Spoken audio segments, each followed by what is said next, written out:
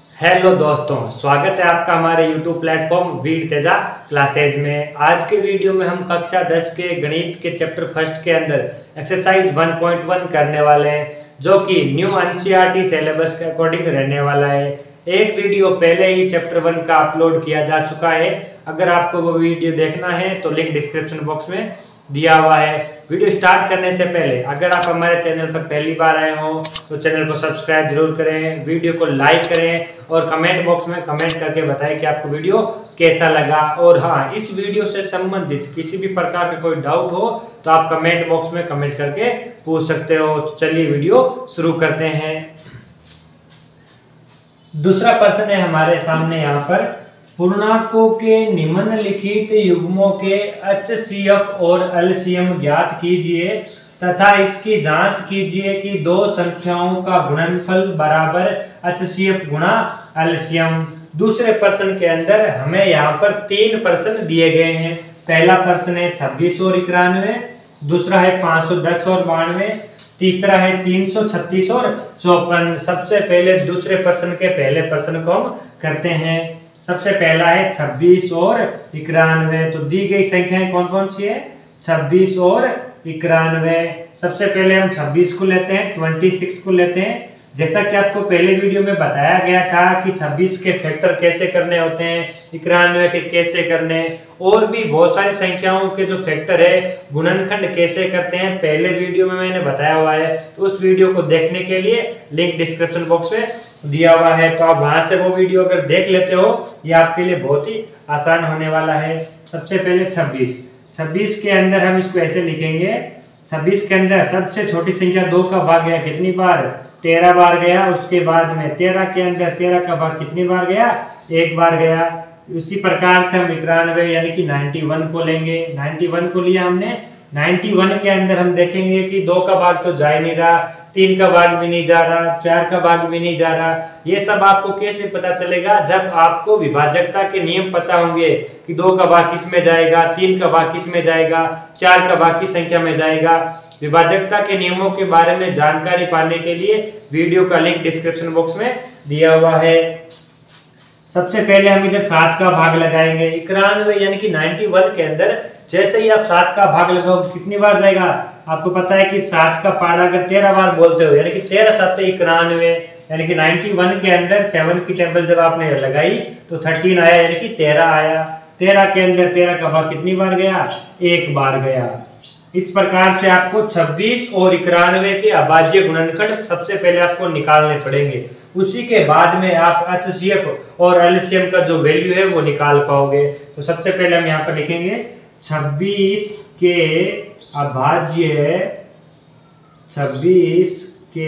अभाज्य गुणनखंड, 26 के अभाज्य गुणनखंड बराबर 2 गुणा 13। उसके बाद में हम लिखेंगे 91 के अभाज्य गुणनखंड। 91 के अभाज्य गुणनखंड, 91 के अभाज्य गुणनखंड कौन से हो जाएंगे? 7 गुणा 13। अब प्रश्न हमारा ये है कि हमें HCF और LCM का जो वैल्यू है वो निकालना है। तो HCF कैसे निकलता है? तो सबसे पहले हम यहाँ पर लिखेंगे HCF। आप HCF कौन सी दो संख्याओं का निकाल रहे हो? HCF हम निकाल रहे हैं 26 और 91। तो आप ऐसे लिख सकते हो ब्रैकेट में 26, 91 बराबर। HCF क्या होता है? जो इन दोनों के अंदर उभयनिष्ठ है, जो संख्या आपको दी गई है जिसके आपने अभाज्य गुणनखंड निकाले थे, उन दोनों के अंदर जो उभयनिष्ठ है, कॉमन है, वही आपका हमेशा HCF होगा। इसके अंदर देखो 2 गुणा 13 और इसके अंदर देखो 7 गुणा 13। तो दोनों के अंदर उभयनिष्ठ यानी कि कॉमन कौन सा नंबर है? 13 इसमें भी आया हुआ है और 13 इसमें भी आया हुआ है। इसका मतलब ये हुआ कि संख्या 26 और 91 का HCF कितना होगा? 13 होगा, 13 होगा। बात समझ में आ गई एकदम आराम से। उसके बाद में होता है LCM। LCM आपको कौन सी दो संख्याओं का निकालना है? 26 और 91। LCM क्या होता है? सबसे बड़ी घातें लेनी होती है। जैसे कि समझते हैं इसको प्रश्न के माध्यम से। दो सबसे ज्यादा जितनी बार आया हुआ है, इस लाइन में देखो दो सबसे ज्यादा कितनी बार आया हुआ है, एक बार आया हुआ है। इस लाइन में दो आया हुआ ही नहीं है, इसका मतलब ये हुआ कि सबसे ज्यादा दो इस लाइन में आया हुआ है। कितनी बार आया हुआ है, सिर्फ एक बार आया हुआ है, तो हम इसको लिखेंगे दो फिर गुणा। आगे देखेंगे 13, 13 इस लाइन में एक बार आया हुआ है और 13 इस लाइन में भी एक बार आया हुआ है, मतलब सबसे ज्यादा 13 कितनी बार आया हुआ है, एक ही बार आया हुआ है, तो 13 है। उसके बाद में आगे बढ़ेंगे 7, 7 इस लाइन में एक बार आया हुआ है, इस लाइन में 7 आया हुआ ही नहीं है, तो सबसे ज्यादा 7 कितनी बार आया हुआ है, एक बार आया हुआ है। अब इन तीनों संख्याओं को आपस में गुणा कर लेंगे। गुणा करने के बाद में जो फाइनल वैल्यू आएगी वही आपका एलसीएम होगा, तो हम लिखेंगे एलसीएम 26, 91 बराबर 13 7 91 और 91 का डबल 182। तो इस पर्सन का जो आपका एचसीएफ होगा वो 13 होगा और जो आपका एलसीएम होगा वो 182 होगा। इस पर्सन के अंदर आपको खाली एचसीएफ और एलसीएम ही नहीं पूछा है, इसके अंदर आपको जांच भी पूछी है। इसकी जांच कीजिए कि दो संख्याओं का गुणनफल एचसीएफ गुणा एलसीएम होता है। हम सबसे पहले क्या करेंगे, एचसीएफ गुणा एलसीएम का जो वैल्यू है वो निकाल लेते हैं। एचसीएफ गुणा एलसीएम बराबर एचसीएफ आपका कितना है, 13 है और एलसीएम आपका कितना है, 182 है। तो सबसे पहले आप एचसीएफ गुणा एलसीएम का वैल्यू निकालो। चलो गुणा करते हैं, 182 को 13 से गुणा करते हैं।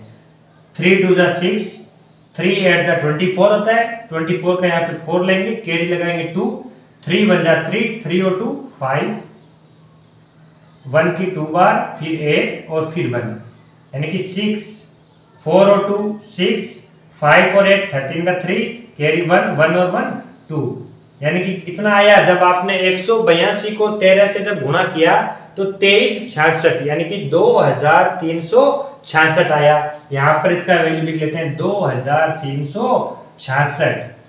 तो एचसीएफ गुणा एलसीएम बराबर 2366। इसी प्रकार हमें एक चीज और निकालनी है, यहाँ पर एचसीएफ गुणा एलसीएम निकाल लिया, इसके बराबर में देखो क्या लिखा हुआ है, दो संख्याओं का गुणनफल, यानी कि जो पर्सन में दो संख्याएं आपको दी गई है उन दोनों की आपस में गुणा भी करनी है। तो कौन कौन सी दो संख्या दी गई है, 26 और 91। तो हम लिखेंगे पहली संख्या गुणा दूसरी संख्या बराबर पहली संख्या 26 गुणा दूसरी संख्या 91। जब आप 26 को 91 से गुणा करोगे तब आपका जो वैल्यू आएगा वो आएगा 2366। तो पहली संख्या गुणा दूसरी संख्या बराबर 2366।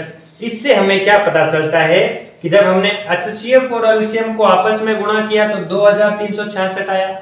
उसके बाद में जब हमने पहली संख्या और दूसरी संख्या को आपस में गुणा किया तो 2366 आया। मतलब ये हुआ कि पहली संख्या गुणा दूसरी संख्या बराबर एचसीएफ गुणा एलसीएम। इससे ये चीज सिद्ध हो जाती है। इसी प्रकार हम आगे बढ़ते हैं और दूसरे प्रश्न को लेते हैं। आप लास्ट में इतना लिख सकते हो, इस प्रकार सिद्ध किया जाता है कि पहली संख्या गुणा दूसरी संख्या बराबर एचसीएफ गुणा एलसीएम। यहाँ पे आपका जो दूसरे का पहला प्रश्न है वो समाप्त होता है। इसको अच्छे तरीके से समझ लिया है आपने। आप चाहो तो वीडियो को बीच में रोक के स्क्रीनशॉट खींच सकते हो और अपनी कॉपी में लिख सकते हो। इस प्रकार हम आगे बढ़ते हैं दूसरे क्वेश्चन की तरफ। इसी का जो दूसरा प्रश्न है वो है 510 और अगली संख्या इसके साथ में दी हुई है 92। 510 और 92। सबसे पहले हम 510 को लेंगे। 510 को लिया, इसके अंदर देखेंगे कि सबसे छोटी कौन सी संख्या है जिसका जो भाग है पूरा पूरा जा रहा है, 2 का भाग जा रहा है। 2 का भाग क्यों गया, क्योंकि पीछे 0 है और मैंने आपको बताया था 2 का भाग किन किन संख्याओं में जाता है। 2 का भाग कितनी बार गया, 200। सबसे पहले 2 दूनी 4, यहाँ से 1 बचा, 1 और 1 11 हो गए, 2 पंजे 10, फिर 1 बचा, 1 और 0 10 हो गए, 2 पंजे 10। उसके बाद में आप देखोगे कि इसमें 2 का भाग तो जाएगा नहीं, इसके अंदर भाग जाएगा 3 का भाग कैसे गया, अंकों को जोड़ेंगे। 2 और 5 कितने होते हैं 7, 7 और 5 कितने होते हैं 12, 12 के अंदर 3 का भाग गया, इसका मतलब 255 के अंदर भी 3 का भाग पूरा पूरा जाएगा। 3 से कितनी बार गया 8 बार, फिर यहाँ से 1 बचा, 1 और 5 15, 3 पंजे 15। इसके बाद में हम देखेंगे कि 3 का भाग तो अब जा ही नहीं रहा, अब हम 5 का भाग लगाएंगे। 5 का भाग है 5 एकम 5, पीछे 3 बचे, 3 और 5 35, 5 7 35। इसके बाद 17 का भाग गया, 17 के अंदर कितनी बार गया 1 बार गया। इसी प्रकार से हमें 92 जो है 92 उसका भी आपको फैक्टर कर लेना है, इसके गुणनखंड कर लेने हैं। 92 का सबसे पहले 2 का भाग लगाए, 2 चौक 8, 1 बचा, 1 और 2 कितना हो गए 12, 2 छिंग 12। उसके बाद में वापस 2 का लगाएंगे, कितनी बार जाएगा 23 बार जाएगा, फिर 23 का जाएगा, 23 के अंदर कितनी बार जाएगा 1 बार जाएगा। यहाँ तक करने के बाद में आपको सिंपल सा लिखना है 510 के अभाज्य गुणनखंड बराबर क्या आएगा, देखो मैं सीधा लिख रहा हूँ 510 बराबर 2 गुणा 3 गुणा 5 गुणा 17। इसी प्रकार आपको लिखना है 92 के अभाज्य गुणनखंड, तो 92 के अभाज्य गुणनखंड यानी कि 92 बराबर 2 गुणा 2 गुणा 23। अब हमारा प्रश्न क्या पूछ रहा है कि HCF और एलसीएम निकालो, तो सबसे पहले हम HCF निकाल रहे हैं। HCF हम 2 संख्याओं का निकाल रहे हैं, कौन कौन सी 2 संख्या 510 और 92, तो 510, 92 बराबर HCF क्या होता है, जो इन दोनों के अंदर उभयनिष्ठ है, जो इन दोनों के अंदर कॉमन है, इन दोनों के अंदर ऐसी कौन सी संख्या है, ऐसा कौन सा नंबर है जो उभयनिष्ठ है। देखो 2 इधर है, 2 यहाँ पर भी है, यानी कि 2 इस लाइन में 1 बार है, 2 इस लाइन में 2 बार है, तो उभयनिष्ठ यानी कि कॉमन कितनी बार है, 1 बार इसमें है, 1 बार इसमें, मतलब 1 बार है, दोनों के अंदर कॉमन 2 कितनी बार है 1 बार है। उसके अलावा कोई संख्या है क्या, देखो 3 इस लाइन में है लेकिन 3 इसमें कहीं पर भी नहीं है, 5 इस लाइन के अंदर है लेकिन 5 यहाँ पर कहीं पर भी नहीं है, 17 है इधर 17 नहीं है, 23 नीचे है लेकिन 23 ऊपर वाली लाइन में नहीं है। इसका मतलब ये हुआ 2 जो संख्या है उभयनिष्ठ है इन दोनों के अंदर, तो आपका जो HCF हो जाएगा वो कितना हो जाएगा 2 हो जाएगा। इसके बाद में बात करते हैं एलसीएम की। एलसीएम 510, 92 बराबर एलसीएम 2 बड़ी बड़ी घातें हैं सारी। देखो 2 इस लाइन के अंदर कितनी बार आया हुआ है 1 बार आया हुआ है, 2 इस लाइन के अंदर कितनी बार आया हुआ है 2 बार आया हुआ है। इसका मतलब 2 सबसे ज्यादा कितनी बार आया हुआ है 2 बार आया हुआ है, तो हम सबसे ज्यादा बार वाला लेंगे 2 गुणा 2। उसके बाद में 3 इस लाइन में 1 बार आया हुआ है, 3 यहाँ पर कहीं पर भी आया नहीं, मतलब सबसे ज्यादा 3 कितनी बार आया 1 ही बार आया हुआ है, 2 गुणा 3। आगे गुणा 5 इस लाइन में 1 बार आया हुआ है, यहाँ पर 5 कहीं पर भी नहीं आया हुआ, गुणा 5। आगे गुणा 17 इस लाइन में 1 बार आया हुआ है, 17 यहाँ पर कहीं पर भी नहीं आया हुआ, तो 17 और फिर आएगा यहाँ पर 23। इन सभी संख्याओं को आपस में गुणा करने पर जो वैल्यू आएगा वही आपका एलसीएम होगा, वही आपका लास्ट आंसर होगा। तो गुणा करते हैं, देखो पहले लिख लेते हैं एलसीएम 510 गुणा 92 बराबर, गुणा करके देख लेते हैं। यहाँ पर 2 को 2 से गुणा किया 4, 4 को 3 से गुणा किया 12, 12 को 5 से गुणा किया 60। यहाँ तक एकदम गुणा आराम से आप कर लोगे दिमाग में, 60 आ गया। इसके बाद में आगे गुणा करके चेक कर लेते हैं। 60 को गुणा करते हैं आगे 17 से, 7 को 17 से गुणा किया, 7 को जो टेबल बोलेंगे 0 बार 0, 7 छिंग 42, 1 का 0 से 0, 1 का 6 से 6, 0 2 6 और 4 10, यानी कि आपने 60 को जब 17 से गुणा किया तो कितना आएगा 1020 आएगा। उसके बाद में आगे 23 से भी तो गुणा करनी पड़ेगी, तो 1020 को गुणा कर दिया 23 से, 3 का पाड़ा 0, 3 दूना 6, 3 का पाड़ा फिर 0, 3 एकम 3, इसके बाद में 2 का 0, 2 दूनी 4 फिर 0 और फिर 2, 0 6 4, यानी कि आपका जो फाइनल वैल्यू आया है, लास्ट वैल्यू क्या आया 23,460। इसका मतलब ये हुआ कि जो आपका एलसीएम आएगा वो आएगा 23,460। एलसीएम एलसीएम 510, 92 बराबर 23,460। इसके बाद में हमें क्या करना है, हमें एचसीएफ गुणा एलसीएम अलग से निकालना है और अलग से दोनों संख्याओं का जो गुणनफल है वो निकालना है। और लास्ट में ये चेक करना है कि जो आपका एचसीएफ गुणा एलसीएम वैल्यू आया है वो दो संख्याओं के आपस में मल्टीप्लाई के बराबर है या नहीं। तो ये आपको कॉपी में करना है और चेक करना है। इसके बाद में हम तीसरा प्रश्न लेते हैं आगे। आपको ये अपनी कॉपी में ना चेक करके देखना है कि जो वैल्यू आया है वो बराबर आया है कि नहीं आया है। बिल्कुल आपका बराबर आएगा, कोई दिक्कत नहीं रहेगी, आप वैल्यू निकाल के देख लेना। आप बराबर वीडियो को लाइक करते रहिए, कमेंट करते रहिए और ज़्यादा से ज़्यादा बच्चों तक वीडियो को शेयर करते रहिए, जिससे सभी बच्चों तक ये वीडियो पहुंच सके और हमें भी मोटिवेशन मिलता रहेगा और हम आपके लिए इसी प्रकार की नई नई वीडियोस लाते रहेंगे। अब हम इसका तीसरा प्रश्न लेते हैं। इसका तीसरा प्रश्न है 336 और 54। 336 और 54। सबसे पहले 336 को लेते हैं। आप देखोगे कि पीछे सम अंक आया हुआ है। सम अंक क्या है, 6 है। तो हम इसके अंदर किसका भाग लगाएंगे, 2 का भाग लगाएंगे। 2 एकम 2, यहाँ से 1 बचा, 1 और 3 13, 2 छिंग 12, फिर 1 बचा, 1 और 6 16, 2 8 16, फिर 2 का भाग लगाएंगे 8 बार और 4 बार। इसके बाद वापस 2 का भाग लगाएंगे 4 बार 2 बार, फिर 2 का भाग लगाएंगे, कितनी बार जाएगा, 21 बार जाएगा। उसके बाद फिर 2 का भाग जाएगा 7 बार और 7 का भाग जाएगा 1 बार। इसको दोबारा देखते हैं एक बार, देखो कैसे लगाया। 336 है, पीछे कौन है, सम अंक है। तो सम अंक आते ही आपको ये पता चल गया कि जैसे ही सम अंक आता है तो उस नंबर के अंदर 2 का भाग पूरा पूरा जाता है। तो 336 के अंदर 2 का भाग लगाए तो 168 आएगा। 168 के अंदर 2 का भाग लगाए 84 आएगा। 2 का भाग लगाने का मतलब यही होता है कि उसका आधा कर दो आप। तो 168 में 2 का भाग, 168 का आधा 84, 84 में 2 का भाग 42, 42 में 2 का भाग आधा कर दिया 21। अब 2 का भाग जाएगा नहीं तो 3 का भाग लगाएंगे। 3 का भाग लगाए 21 के अंदर 7 आया, 7 के अंदर 7 का भाग लगाया 1 आया। 336 को आपने इस प्रकार से हल कर लिया। इसके बाद में हम हल करेंगे 54 को।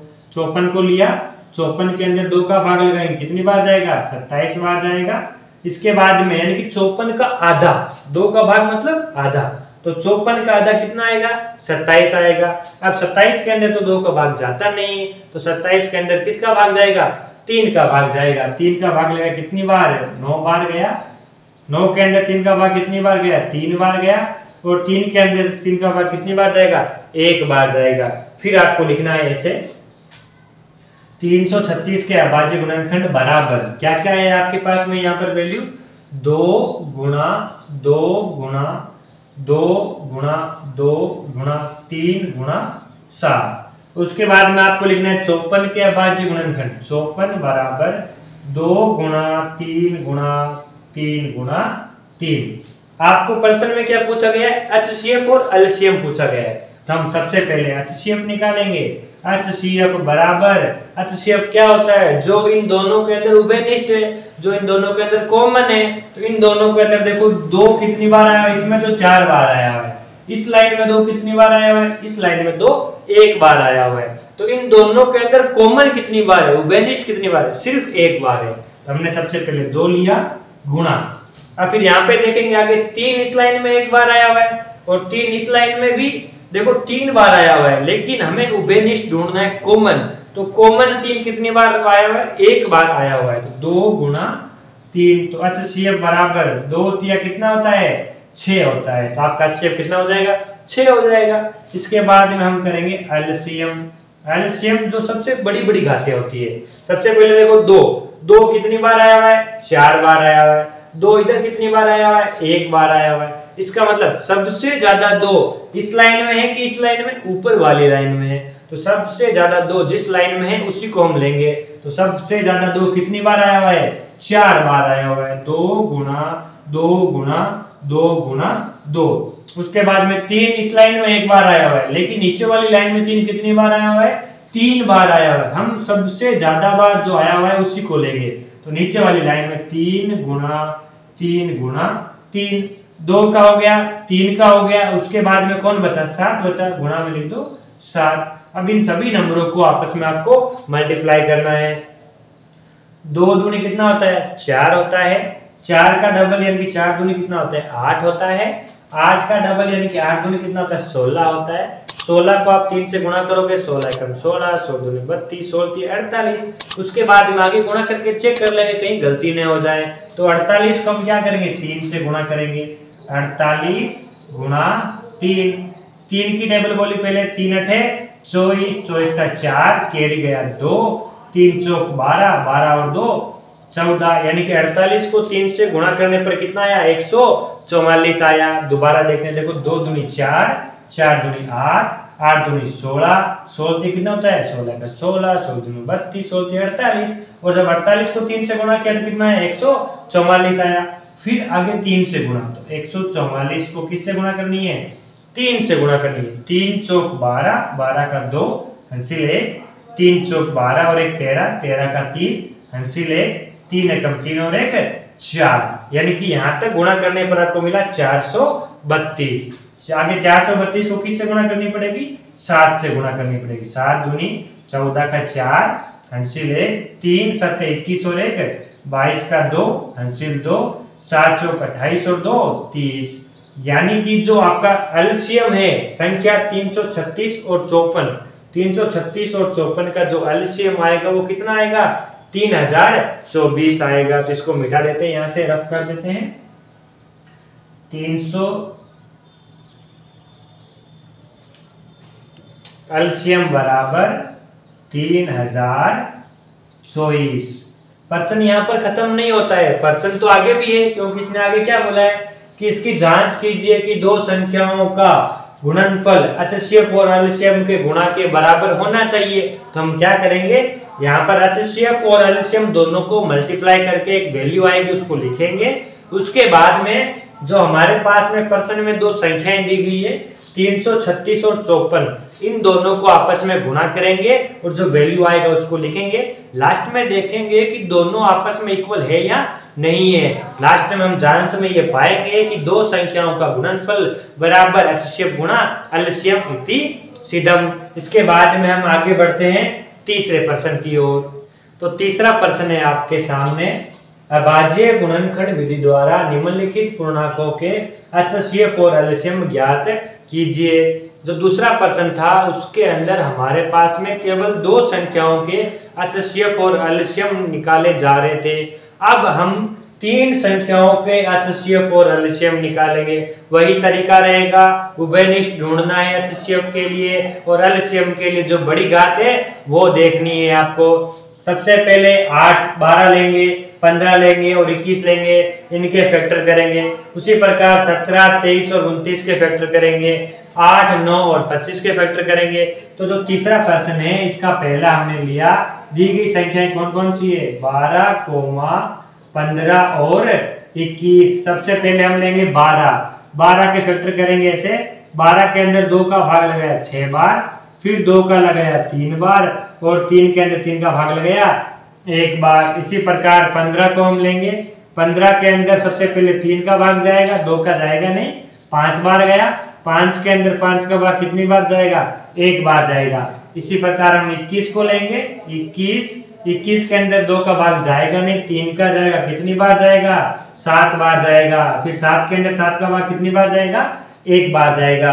तो हम लिखेंगे 12 के अभाज्य गुणनखंड बराबर 2 गुणा 3। उसी प्रकार 15 के अभाज्य गुणनखंड बराबर 3 गुणा 5 और 21 के अभाज्य गुणनखंड बराबर 3 गुणा 7। अभी हमसे प्रश्न ये पूछा गया है कि आप एचसीएफ और एलसीएम निकालिए। सेम दूसरा प्रश्न है उसी की तरह निकालने हैं। तो सबसे पहले हम लिखेंगे एचसीएफ संख्याएं कौन कौन सी दी गई आपको 12, 15, 21, इनका जो है वो आपको एचसीएफ निकालना है। अभी जो हम कर रहे थे, दो लाइनें थी हमारे पास में, एक पहली लाइन और एक दूसरी लाइन, उन दोनों के अंदर हम उभयनिष्ठ ढूंढ रहे थे, कॉमन ढूंढ रहे थे। इस बार हमें 3 रो है, 3 लाइनें हमारे पास में दी हुई। तो 2 इसमें देखो है, इसमें 2 नहीं है, इसमें 2 नहीं है, मतलब 2 तो उभयनिष्ठ नहीं है। 3 इसमें है, देखो दोस्तों 3 इसमें भी है और 3 इसमें भी है, मतलब तीनों लाइनों के अंदर आपको उभयनिष्ठ ढूंढना है, कॉमन ढूंढना है। तो तीनों के अंदर ऐसी कौन सी संख्या है, ऐसा कौन सा नंबर है जो कॉमन है, जो उभयनिष्ठ है? 3 एक ऐसी संख्या है जो इन तीनों के अंदर है। तो आपका जो उभयनिष्ठ नंबर 3 है वो आपका क्या हो जाएगा? HCF हो जाएगा। क्या हो जाएगा? HCF हो जाएगा। तो इस पर्सन का 12, 15, 21 का HCF क्या होगा? 3 होगा। इसके बाद में हम एलसीएम लेते हैं। एलसीएम 12, 15, 21। इसी प्रकार से जैसे दूसरे प्रश्न में हमने किया था बड़ी घात वाली संख्या है। देखो 2 इस लाइन में सबसे ज्यादा 2 बार आया हुआ है और कहीं पर भी 2 आया हुआ नहीं है। तो जो नंबर सबसे ज्यादा बार जिस लाइन में आया हुआ है हम उसी को लेंगे। तो 2 यहाँ पे नीचे लिख देता हूं मैं, बराबर में 2 गुणा 2। इसके बाद में हम देखते हैं आगे 3 है। 3 इस लाइन में एक बार है, 3 इस लाइन में भी एक बार है और इसमें भी एक बार है। मतलब किसी भी लाइन वाला एक ले लो, सबसे ज्यादा 3 एक ही बार आया हुआ है तो गुणा में क्या लिखेंगे? 3 लिखेंगे। आगे चलते हैं। देखो 5 इस लाइन में एक बार है और कहीं पर है ही नहीं तो सबसे ज्यादा 5 एक ही बार आया हुआ है, 5 ले लिया। चलो उसके बाद में 7 इस लाइन में खाली और किसी लाइन में नहीं है तो 7 आ गया। अब इन सभी संख्याओं को आपस में आपको गुणा करनी है। गुणा करेंगे 7 पंजे 35, 35 का 2 गुना 70, 70 का 2 गुना 140 और 140 का 3 गुना 420। आपको भी गुणा इसी प्रकार से कर सकते हो। जैसे आपने पहले 7 और 5 को लिया, 7 पंजे 35, 35 को फिर 2 से गुणा किया 70, 70 को फिर 2 से गुणा किया, 70 का डबल 140, 140 को 3 से गुणा किया तो 420। 14 का पाड़ा एक तरह से ऐसा मान सकते हो आप, 14 का 14, 14 28, 34, 42 और पीछे 0 था तो 420। आप गुणा ऐसे भी कर सकते हो, 2 गुणा 2 गुणा 3 गुणा 5 गुणा 7, आपकी मर्जी है। आप जिस प्रकार से भी गुणा करना चाहें आप वही तरीका अपनाएं जो शॉर्ट हो, आसान हो। तो जो आपका ये पहला प्रश्न है 12, 15, 21, इनका जो HCF और LCM निकालना था हम यहाँ पर निकाल चुके हैं। अब इसका दूसरा प्रश्न करते हैं। तीसरे का दूसरा प्रश्न क्या दिया गया है?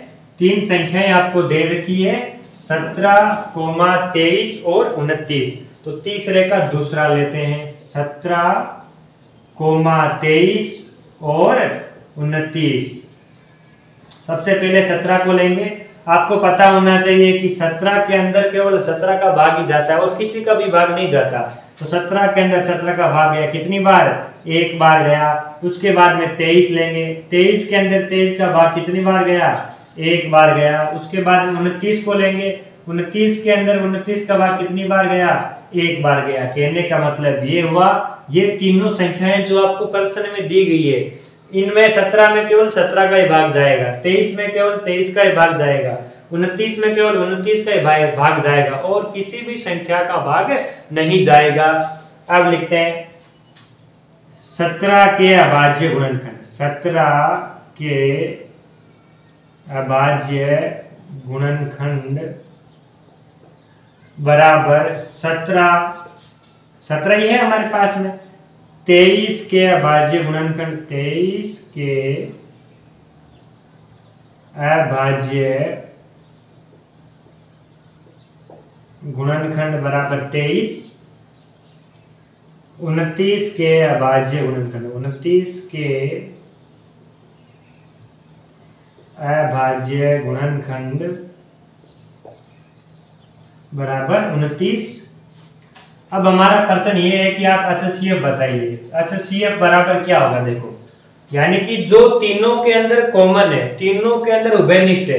अब आप देखोगे कि आपको इन तीनों संख्याओं के अंदर कुछ भी उभयनिष्ठ कॉमन नजर नहीं आ रहा है। जब किसी भी प्रश्न के अंदर आपको इनमें उभयनिष्ठ नजर नहीं आए तो उसके अंदर जो कॉमन एक होता है, उभयनिष्ठ कौन होता है? एक होता है। कैसे होता है? देखो यहाँ पे मैं 17 के गुणा में 1 तो लगा सकता हूँ, 23 के गुणा में 1 लगा सकता हूँ, 29 के गुणा में 1 लगा सकता हूँ।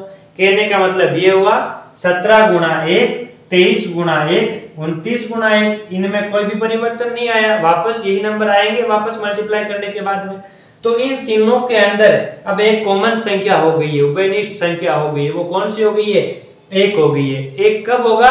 जब आपको प्रश्न के अंदर कुछ भी उभयनिष्ठ नजर नहीं आए, कॉमन नजर नहीं आए, तब आपका उत्तर क्या होगा? HCF में 1 होगा। HCF बराबर 1। एलसीएम लेते हैं। एलसीएम बराबर, जैसा कि मैंने आपको बताया, एलसीएम होती है सबसे बड़ी घात।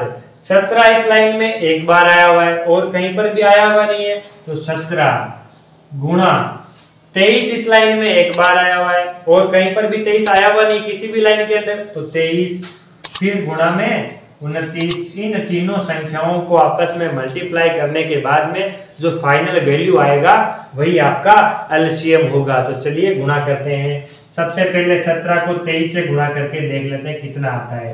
3 का पहाड़ा बोलेंगे, 3 सत्ते 21 का 1, कैरी कितना हो गया? हासिल 2 हो गया, 3 एकम 3 और 2 कितना हो गया? 5 हो गया। फिर मल्टीप्लाई का सिंबल लगाएंगे, 2 सत्ते 14, 14 का 4, कैरी लगाया, आंसर लगाया कितना? 1, 2 एकम 2 और 1 3, यानी कि 1 5 और 4 9 और 3, यानी कि 391 आया। किनको गुणा किया आपने? 17 को 23 से गुणा किया तो कितना आ गया? 391 आ गया। अब आगे 29 से भी तो गुणा करनी पड़ेगी। 391 गुणा 29, 9 एकम 9, 9 का पहाड़ा 9 बार, 9 नके 81 का 1, कैरी कितना गया? 8 गया, 9 3 27, 27 और 8 कितने हो जाएंगे? 25, सॉरी 35, 35 हो गए। इसके बाद में 2 एकम 2, 2 नम 18 का 8, कैरी गया 1, 2 3 6 और 1 7, 9 2 और 1 3, 8 और 5 13, 7 और 4 11, 11,339। एक बार दोबारा चेक कर लेते हैं। चलो सबसे पहले आपने 3 का पहाड़ा 7 बार, 3 सत्ते 21 का 1, हासिल गया 2, 3 एकम 3 और 2 5। इसके बाद में 2 सत्ते 14 का 4, हासिल गया 1, 2 एकम 2 और 1 3, 1 का 1 हो गया, 5 और 4 9 हो गया, 3 का 3 हो गया।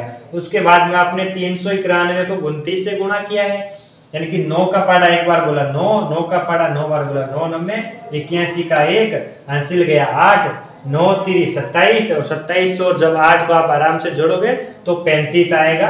35 का 35 लिख दिया। उसके बाद 2 एकम 2, 2 निम 18 का 8, हासिल गया 1, 2 3 6 और 1 7, 9 का 9, 2 और 1 3, 8 और 5 13 का 3, हासिल गया 1, 1 और 3 4, 4 और 7 11, यानी कि जो फाइनल वैल्यू आया है वो आया 11,339। तो इस प्रश्न का जो आपका उत्तर होगा एलसीएम होगा, एलसीएम बराबर 11,339 होगा। ये हमने इस तीसरे प्रश्न का दूसरा भी कर लिया है। अब हम आगे बढ़ते हैं, तीसरे प्रश्न का तीसरा प्रश्न लेते हैं। तीसरे का तीसरा, इस प्रश्न के अंदर आपको जो संख्याएं दी गई है वो 8, 9 और 25 दी गई है। तो सबसे पहले 8 लोगे आप, 8 को हल करोगे 2 से 4 बार, 2 से 2 बार, 2 से 1 बार। इसके बाद में हमने कौन सी संख्या ली? 9 लिया है। 9 के अंदर 3 का भाग जाएगा 3 बार और 3 का भाग 3 के अंदर 1 बार जाएगा। इसके बाद में हम संख्या लेंगे कौन सी? अगली 25। 25 के अंदर 5 का भाग गया 5 बार और 5 के अंदर 5 का भाग गया 1 बार। इस प्रकार से आप सबसे पहले इनके फैक्टर करके यहाँ पे लिख लोगे, फिर लिखोगे आप 8 के अभाज्य गुणनखंड बराबर क्या है? 2 गुणा 2 गुणा 2। आगे लिखोगे 9 के अभाज्य गुणनखंड बराबर 3 गुणा 3 और 25 के अभाज्य गुणनखंड बराबर 5 गुणा 5। फिर बारी किसकी आती है? फिर बारी आती है HCF की। HCF बराबर, HCF क्या होगा? जो तीनों के अंदर उभयनिष्ठ है। इन देखो 2 आया हुआ है तीनों के अंदर, पहली लाइन में 3 बार 2 आया हुआ है, दूसरी लाइन में 3 आया हुआ है 2 बार, तीसरी लाइन में 5 आया हुआ है 2 बार। लेकिन ऐसा कोई नंबर है जो उभयनिष्ठ है? इसमें 2 है, इन दोनों में 2 नहीं है। इसमें 3 है, इन दोनों में 3 नहीं है। इसमें 5 है, इन दोनों में 5 नहीं। तीनों के अंदर उभयनिष्ठ होना चाहिए। और अभी मैंने आपको पिछले वाले प्रश्न इसके अंदर बताया था, जब कुछ भी उभयनिष्ठ नहीं दिखे तो उसके अंदर उभयनिष्ठ कितना होता है? 1 होता है। तो आपका HCF कितना होगा? 1 होगा। उसके बाद में एलसीएम, एलसीएम क्या होता है? सबसे बड़ी घात लेनी है आपको। 2 इस लाइन में 3 बार आया हुआ है और कहीं पर भी 2 नहीं आया हुआ है, मतलब सबसे ज्यादा 2 कितनी बार आया हुआ है? 3 बार आया हुआ है। तो 2 गुणा 2 गुणा 2। आगे देखते हैं, 3 इस लाइन में 2 बार आया हुआ है और कहीं पर भी दोनों लाइनों में 3 नहीं है। सबसे ज्यादा 2 बार ही तो आया हुआ है 3, तो सबसे ज्यादा 3 कितनी बार आया हुआ है? 2 बार आया हुआ है। इसके बाद में 5 भी कितनी बार आया हुआ है? 2 बार आया हुआ है। इन सभी संख्याओं को आपस में मल्टीप्लाई करने के बाद में जो फाइनल वैल्यू आएगी वही आपका एलसीएम होगा। तो एलसीएम बराबर गुणा करते हैं, 2 को 2 से गुणा किया 4, 4 को 2 से गुणा किया 8, 8 को 3 से गुणा किया 24, 24 को 3 से गुणा किया 24 कम 24, 24 49, 24 72, यानी कि 24 को 3 से गुणा करने पर कितना आया? 72 आया। और इधर 5 को 5 से गुणा करके पहले देख लो, 5 × 5 25, तो हम 72 को 25 से गुणा कर लेते हैं, वही आपका फाइनल वैल्यू होगा। तो 5 का पाड़ा 2 बार, 10 का 0 हासिल 1, 5 7 35 और 1 36, 2 दूनी 4, 2 7 14, 0 6 और 4 10 का 0 हासिल 1, 4 3 7 और 1 8 और 1, यानी कि जो आपका एलसीएम आएगा संख्या, कौन सी संख्या है? 8 9 और 25। तो 8 9 और 25 का जो एलसीएम आएगा वो कितना आएगा? 1800 आएगा। तो इसका जो फाइनल वैल्यू है वो कितनी आई है? 1800 आई है। 1800, 1800। तो इसका जो आपका उत्तर हो जाएगा वो कितना हो जाएगा? 1800 आ जाएगा। तो तीसरे प्रश्न के अंदर 3 प्रश्न थे, हमने तीनों ही प्रश्नों को बहुत ही अच्छे तरीके से समझ लिया है। तो चलिए चौथा प्रश्न स्टार्ट करते हैं। प्रश्न नंबर 4 आपके सामने क्या है? एचसीएफ 306,657 बराबर 9 दिया गया है और एलसीएम आपका पूछा है। जब भी आपसे एक चीज देता है, यानी कि एचसीएफ और एलसीएम में से एक आपको देता है और दूसरा आपसे पूछता है, तब आपको ये सूत्र पता होना चाहिए। दो संख्याओं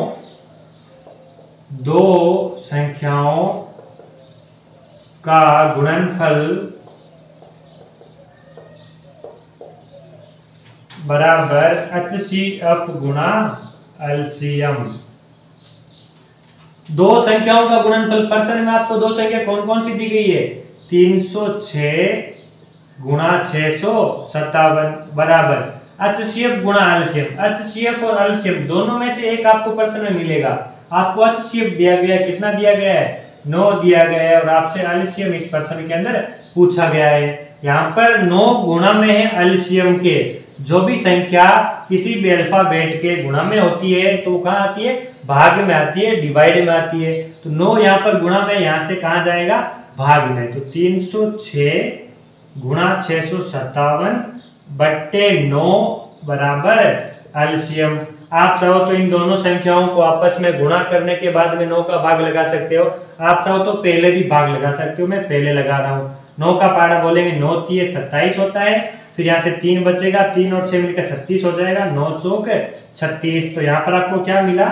एलसीएम बराबर 34 गुणा 657। अब हम रफ में 657 को 34 से गुणा कर लेंगे। 4 का पारा बोलेंगे 4 7 28, 4 5 20 और 2 22, 4 6 24 और 2 28, 3 7 21, 3 5 15 और 2 17, 3 6 18 और 1 19, 8 2 और 1 3, 8 और 7 15, 9 और 1 10 और 2 12, 22,538।